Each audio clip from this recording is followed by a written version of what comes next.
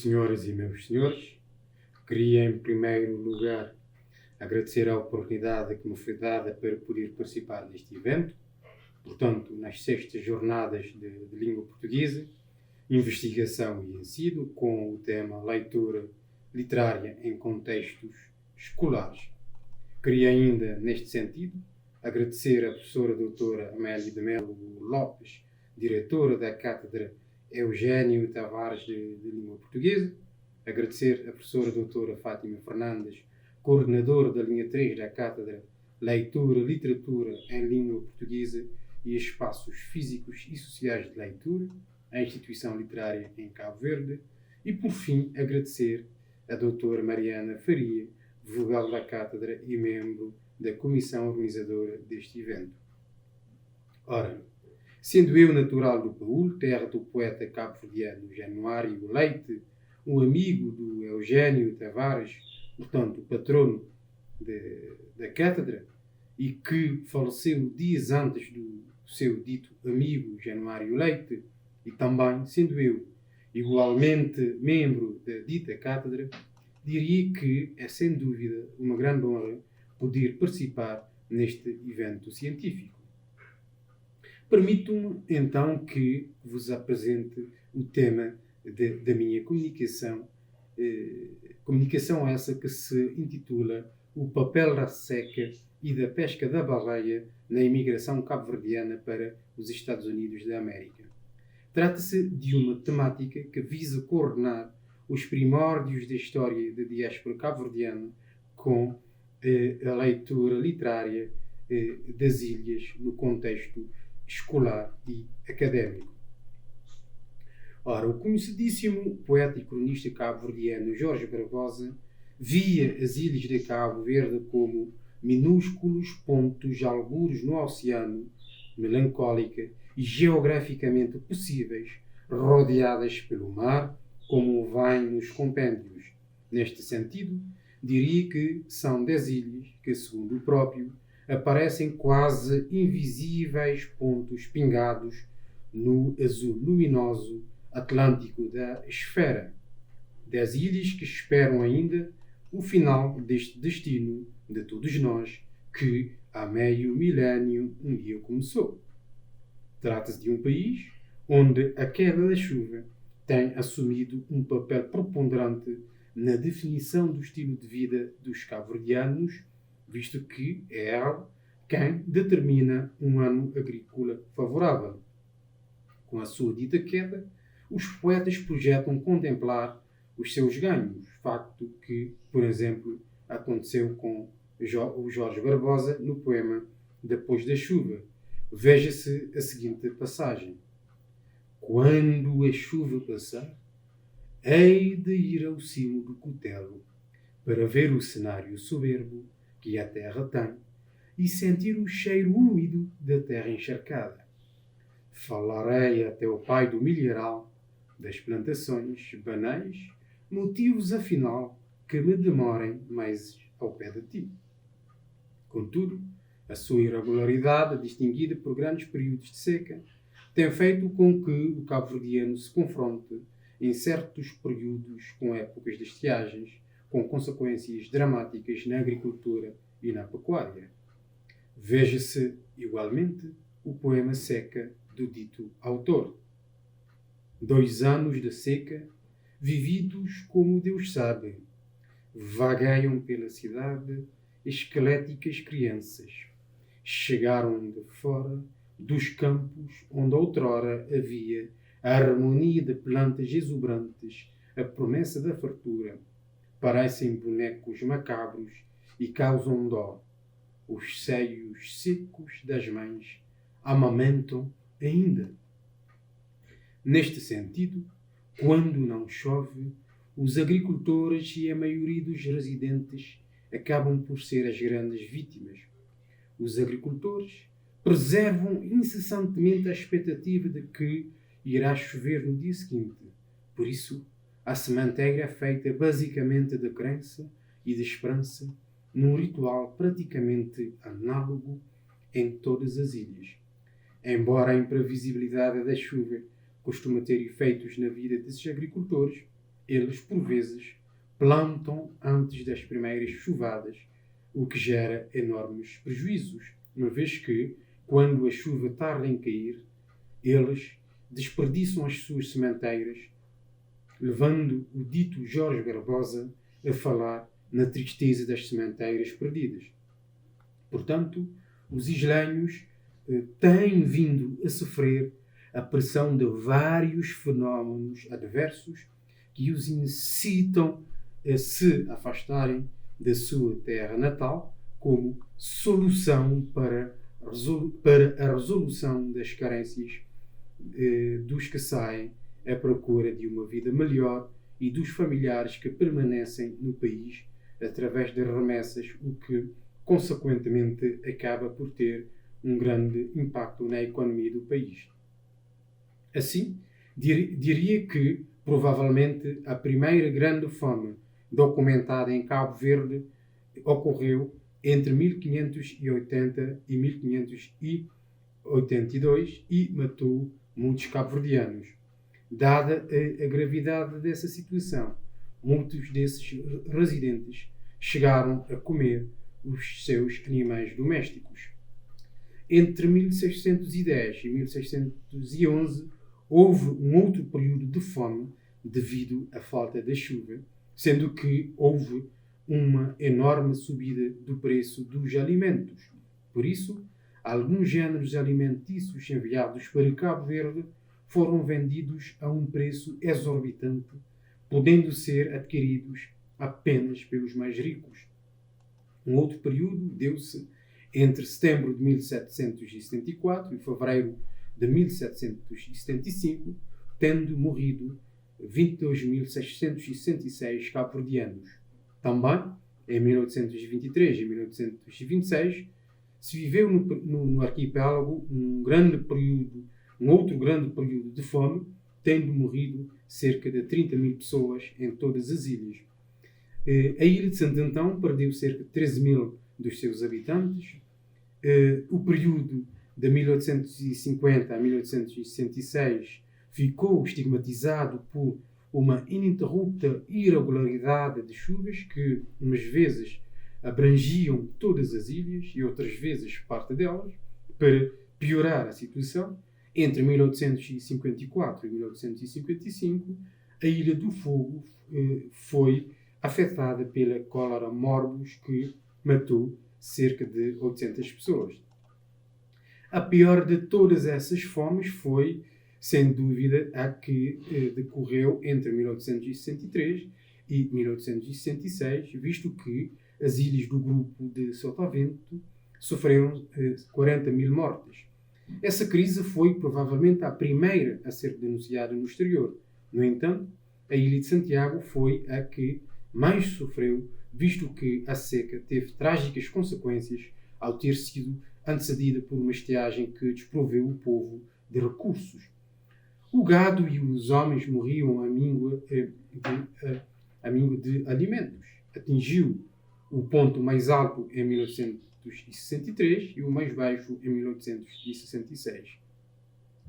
Nessa altura, nem os apoios arrecadados pelas câmaras e comissões de socorros de Cabo Verde, do Funchal, de Lisboa, do Rio de Janeiro, de São Tomé e as ajudas fornecidas pelo governo de Lisboa conseguiram impedir a morte a esses indivíduos.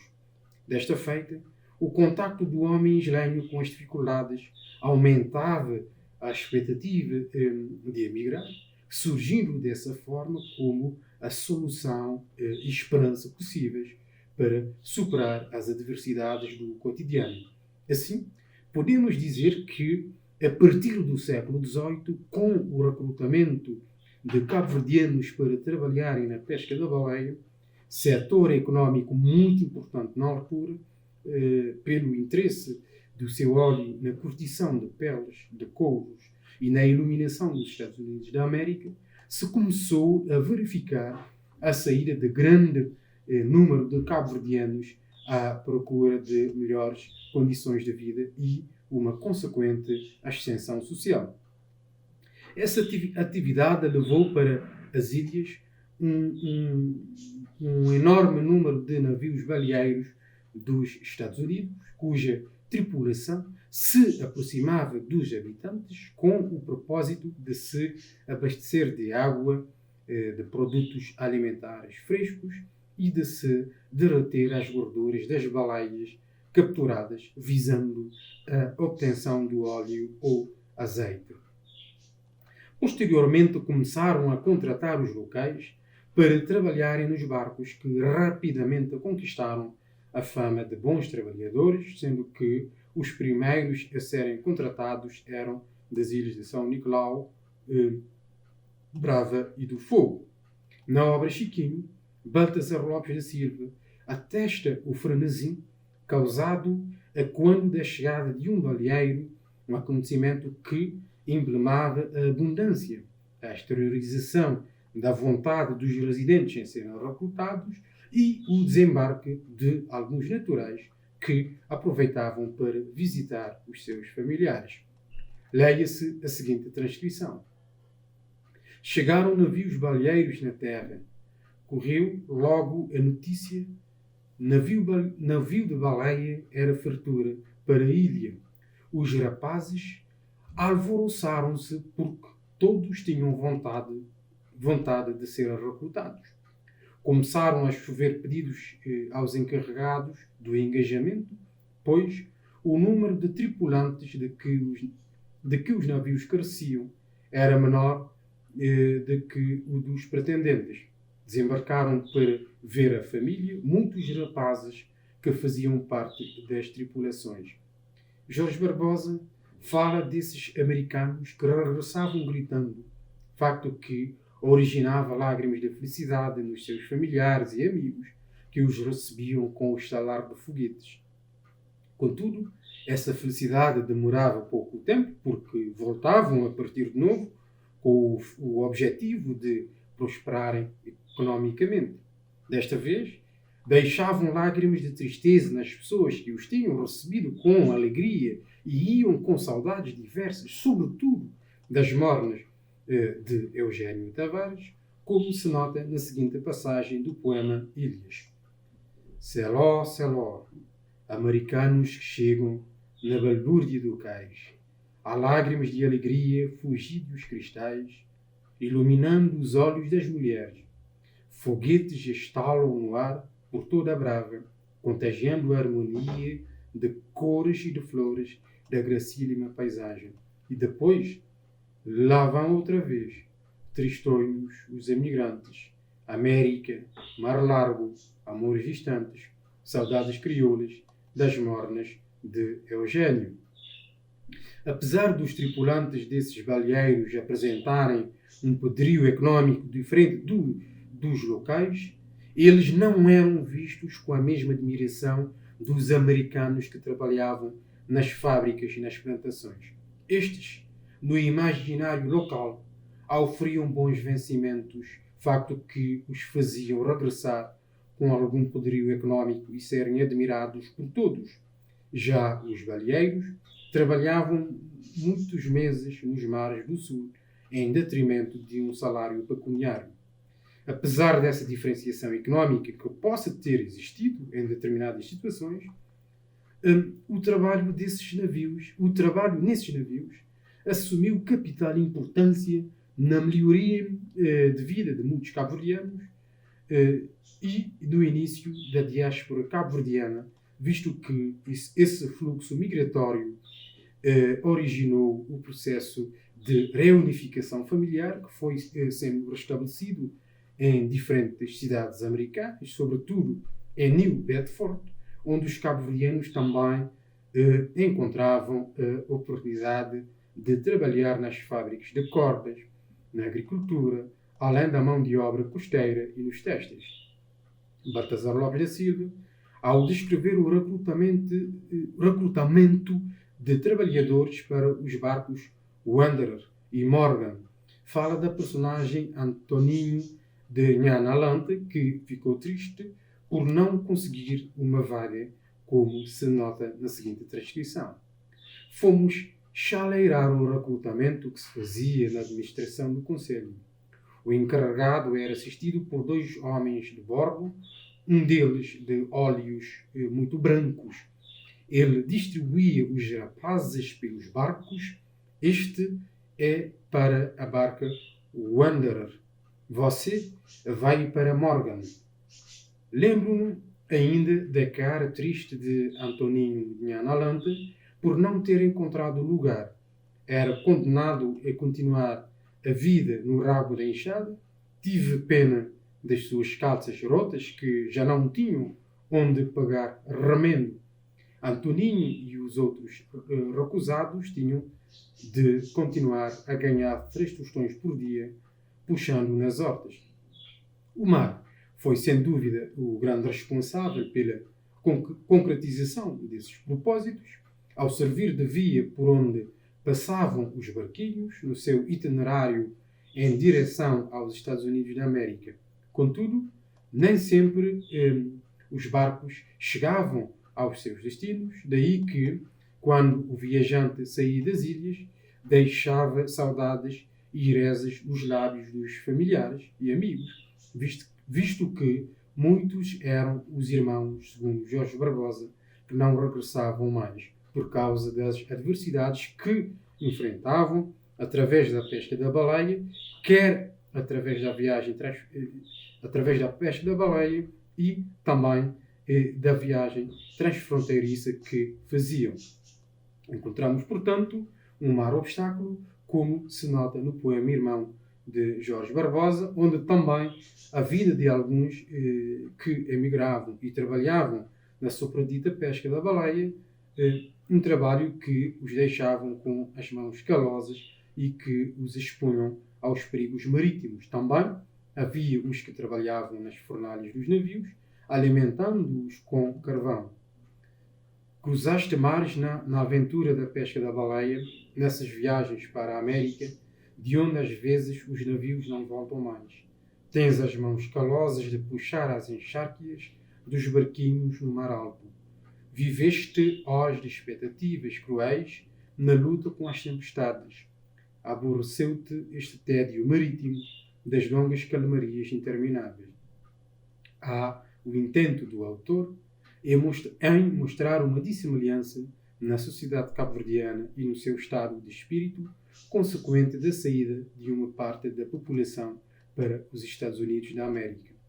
Deste modo, o supra-referido Baltazar Lopes da Silva fala dessa bifurcação na referida obra Chiquinho, ao defender a ideia de que quem não tinha familiares nesse país vivia em casas de palha com um quarto, uma cama e uma mesa, porquanto as que tinham alguma ligação com a América usufruíam de outro status social porque conseguiam melhorar a sua situação económica.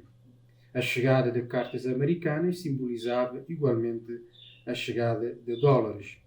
Em suma, diríamos que, além da seca consequente da falta de chuva, facto que causou muitas mortes em Cabo Verde ao longo da sua história, a pesca da baleia teve um papel importante na imigração cabo-verdiana para os Estados Unidos da América, país onde reside uma grande parte da sua comunidade na diáspora. Muito obrigado.